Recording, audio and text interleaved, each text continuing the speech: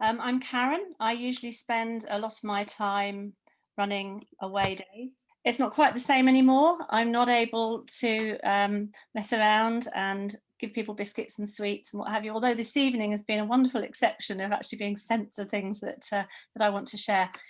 You can mess around a little bit. I was just wondering what would happen if I did that. Yes, you can do things. I don't know if people can see me. If you haven't got speaker view, you probably can't actually see me because it's not. There we go. So I was just messing around with a little figure that was on my desk. So in the voluntary sector, we spend a lot of time looking at the future. When I run away days, it's quite often to encourage people to really think about all the trends that they're seeing happening and what that might mean for their beneficiaries and for themselves as a charity. And it's got really difficult to look at the future. It used to be quite difficult, and now we've got a socking great COVID virus sitting in the middle of our crystal ball, which makes it much harder and very distracting. Um, However, it's still really important to do, however busy we are. And this isn't just about strategic thinking. It's not just about writing down our goals, but we do that a lot, don't we? We do think we've heard lots of examples in the last hour about the importance of thinking about the future and working together and planning. But one of the things I think we sometimes forget is we're really, really good at it. Every time we write a funding application, we're really talking about the future. We're asking people to pay for something that hasn't actually happened yet. So in the voluntary sector, we spend a lot of time in the future. We anticipate what people might need. We convince somebody that we'll be able to deliver that, sometimes that we'll be able to deliver it better than somebody else. But it's still very hard to do.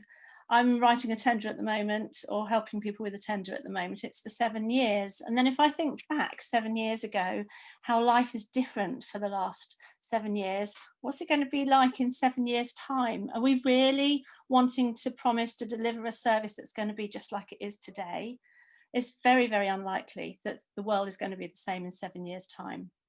And it's always been important to think back to trends to try and understand what the future might hold. So we do that a lot, don't we? We think about what's going on, what might that mean in the future? It's really hard to project those trends forward when you stuff COVID in the middle of it, but it's still really important to try.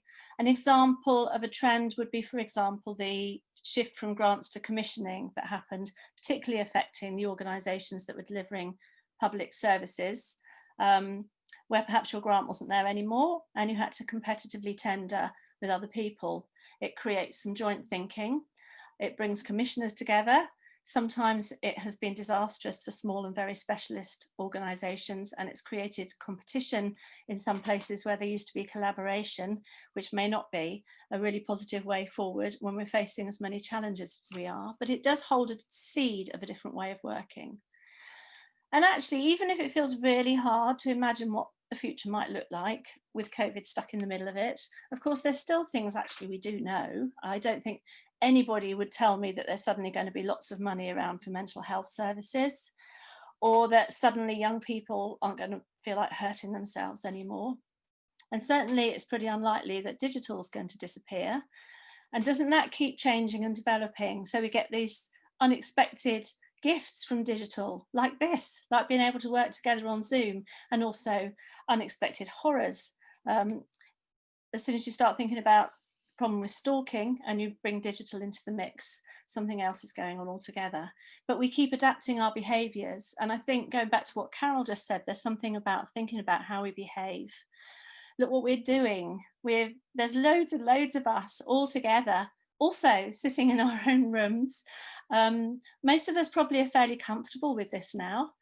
And yet, did we even know? I mean, certainly 7 years ago, it probably didn't exist, did it? Did we even know a few months ago that Zoom, how you could use Zoom? You could hold a little figure up to the camera on your computer and everybody gets to see it. That you can celebrate on Zoom. I've done a funeral on Zoom. We've got these tools that we never knew that we would have. I think there's some silver linings in COVID, and I think that's one of them, that there's a new way of networking, a new way of communicating with people. Another one is that in my villages where I've been involved in the COVID response, dozens of people have put their hands up. So for my tip, my pearl of wisdom for the person peering into the crystal ball is lift your head up and look at the staff and volunteers and beneficiaries who know stuff. We don't know exactly what's going to happen in the future, but we do know a lot about what's happening now. And it's really important that we keep looking out, that we keep talking to each other.